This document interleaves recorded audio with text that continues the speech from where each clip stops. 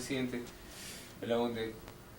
En su gobierno en 1963, antes de ello usted se presentó por el Frente de Juventudes. Sí. ¿Cómo usted llega a candidatearse por el Frente de Juventudes? Vea, yo tengo una carrera política, si podemos llamarlo así, sin pretensiones, por razón familiar y nacional. Crecí en un hogar de gente política. Mi padre fue deportado el año 24, cuando yo tenía 11 años, ¿no? Fue deportado al exterior después de una huelga de hambre y de estar 3 meses preso en San Lorenzo. Entonces, en el destierro de mi padre, que fue en mi niñez, yo he recibido la lección del mismo sobre la situación del Perú, sobre todo la parte histórica, en la cual tenemos muchas conexiones con la política peruana. En Arequipa, el abuelo de mi padre, el general Díaz Canseco, fue presidente del Perú varias veces, breve tiempo, pero varias veces. Y por otro lado, tuvimos una relación familiar con el mariscal Castilla, que era casado con una hermana de Díaz Canseco. De manera que había estos dos personajes que jugaron mucho en el siglo XIX y eran motivo de frecuentes conversaciones. Y yo mantuve un contacto con el Perú por el hecho de que llegaban muchos peruanos con alguna intención política. Vivían en Francia, por ejemplo, el expresidente Pardo vivía en Francia, en Biarritz, una vida discreta, pero muy honorable y muy caballeresca. Y por otro lado, de igual manera, en Niza, el que era entonces el general Benavides, que había tenido pues en su juventud un éxito en las luchas fronterizas. Llegaron también a París hombres como Ribagüero, hombres como Manuel Vicente Villarán, que eran los grandes maestros, ¿no? Y volvieron al Perú porque era un gobierno sumamente largo, ellos tenían problemas que resolver aquí. No llegaron desterrados, pero sí se fueron a respirar el aire puro de una Europa de posguerra. Me refiero a la primera posguerra. Eso me dio oportunidad de conocer, de hablar con mucha gente y de mantenerme activo en política a pesar de mi niñez. Y cuando llegué a la universidad, 6 años después, ya en los Estados Unidos, donde mi padre finalmente fue profesor de la Universidad de Miami, bueno, ya tenía un concepto formado, ¿no? Tenía bastante información sobre el Perú. Y entonces comencé a aprender la política externa. Vino la nueva guerra mundial, es decir, se inició el conflicto que traería consigo la primera guerra mundial con la intervención de Estados Unidos. Ya había estallado el conflicto en otras partes. Y finalmente pasé a México, donde al volverse al gobierno constitucional, mi padre fue nombrado embajador en México. Entonces tuve la oportunidad de conocer un país sudamericano donde había ocurrido una revolución tan comentada como la que ocurrió allí. De manera que con esos antecedentes yo vine al Perú y tuve intervención política. Mi primera intervención fue como miembro del Frente Democrático, fui miembro del Comité Central que presidía el doctor Gálvez, en el cual habían 4 jóvenes, uno de los cuales era yo. Entonces yo tenía un pasado parlamentario. Fui diputado 3 años, fíjate el tiempo, lo que significa el tiempo, ¿no? Desde el año 45 hasta el año 48, en que vino el golpe de Odría y se depuso al presidente Bustamante Rivera. Entonces ahí ya actué políticamente. Mi candidatura, que fue promovida por el Frente de Juventudes, que presidía entonces tu abuelo, el doctor Javier Alba, un hombre más joven que yo, no tan viejo como yo, pero un hombre con 13 años menos que yo, ¿no? Y que tuvo una actuación muy constante y directiva en mi gobierno. Esa es mi síntesis. Esa es la razón por la cual yo, el año 56 acepté la candidatura a la presidencia del República. Y estando en el gobierno en 1963, usted realizó muchas obras muy importantes para el Perú. ¿Me podría comentar algunas de ellas? Bueno, fundamentalmente, primero la idea descentralista en su esencia, que es una descentralización municipal, porque no puede haber descentralismo si el órgano descentralista de límites locales, privados, no diré privados, sino también públicos, no tiene la plenitud de sus derechos y es elegido, como lo fue por mucho tiempo en el Perú, por 44 años, por el capricho del gobierno, no por el pueblo, sino por el gobierno. A nosotros nos restauró crear la elección municipal, es decir, dimos el primer paso al descentralismo, que es una cosa que está en marcha, porque todavía el Perú tiene mucho camino que recorrer en ese sentido. ¿Nos podría hablar sobre su obra, que para la parte de la selva sería lo más importante? Bueno, todo el Perú para mí era importante y problemas generales como el de la habitación popular siempre fue fundamental, y para esto recuerdo el libro Revolución Habitacional en Democracia, que es un libro básico en la nueva modalidad habitacional de simpatía, de colaboración, de acercamiento nacional. Y otros planes importantes como el energético. No olvidemos que hicimos la refinería de la Pampilla. Qué honor para mí cada vez que paso por la Pampilla y veo que lo que yo puse mantuve en manos peruanas y lo hice para las manos peruanas, sea ahora una propiedad de otros, ¿no? Me llena de satisfacción. Y cuando fui deportado en el golpe del año 68 y regresé al Perú por una emergencia en mi familia, una enfermedad en mi madre, tuvo la mala idea el gobierno de entonces de desterrarme de nuevo. ¿Cuándo? El día de Navidad se les ocurrió esto, cuando en toda prisión en el mundo, hasta los criminales comunes, ven a su familia. A mí me separaron de mi esposa que estaba en Lima, no, que ella quedó esperándome en Lima, Violeta, a la que tanto echo de menos ahora.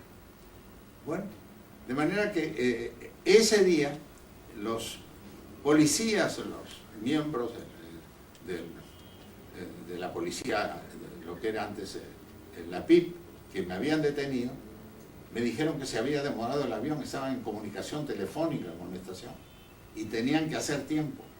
Entonces hicimos tiempo y me dijeron ellos, esto lo hizo usted, pasamos por el Callao, que nosotros transformamos, duplicamos el borde de atrás en el Callao.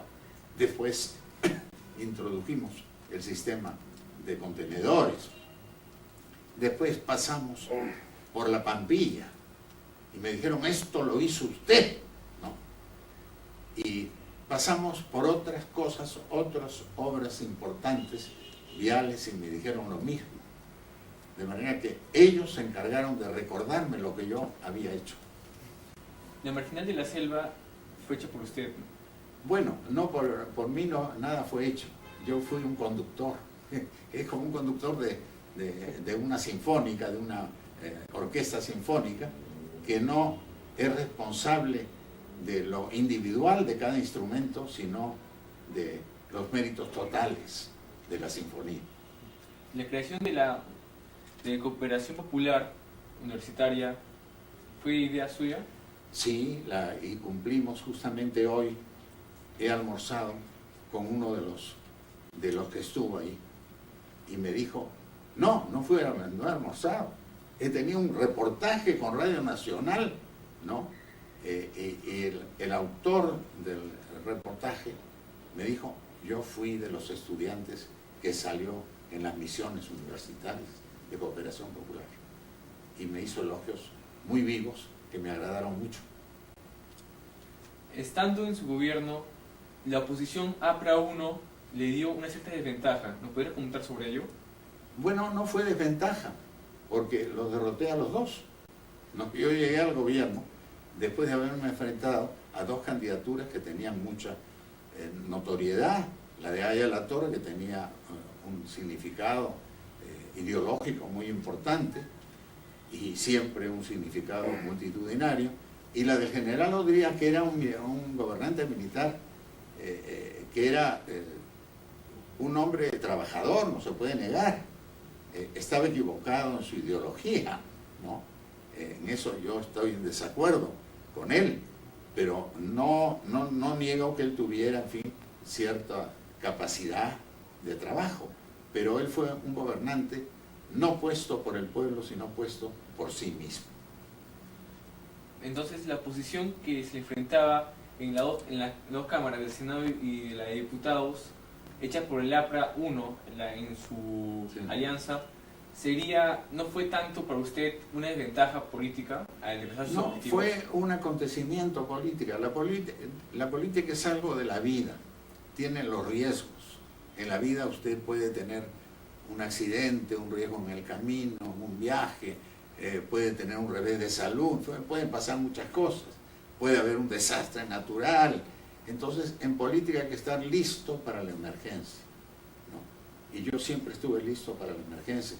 Y no me preocupé por mí, sino por el país, porque esto hacía difícil el orden constitucional, pero lo cumplimos. Y a pesar de esa oposición, yo cumplí mis deberes de acuerdo con el texto de la ley fundamental del país. Entonces sus objetivos que se había trazado para el gobierno se lograron. Se lograron en gran parte, con todos los inconvenientes que hay, porque hay acontecimientos que favorecen la acción del gobierno, pero también hay acontecimientos que desfavorecen la acción del gobierno. Y entonces el gobernante no es un hombre que va allí a disfrutar de los buenos tiempos, sino a enfrentar todos los problemas que puede plantearle la historia. Esa fue mi actitud. Según el escritor Julio Kotler, hubieron 100 días maravillosos para el Perú en su gobierno. ¿Qué hubo en esos 100 días que lo hicieron tan maravilloso?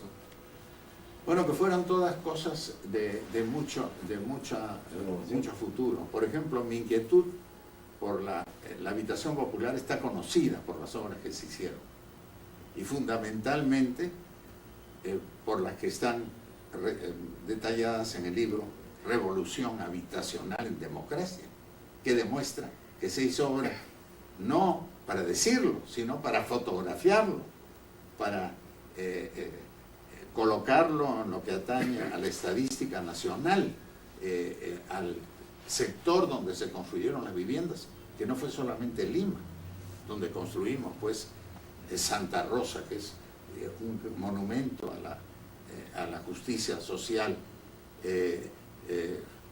Marbella, que es también una obra importante, Enrique Dahmer, que es un conjunto magnífico, y del segundo gobierno pues San Borja, y sobre todo el Limatambo.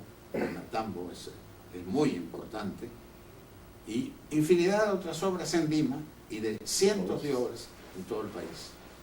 En su gobierno se puso un gran énfasis en la educación, teniendo en sí un porcentaje más alto del Producto en Bruto dirigido hacia la educación.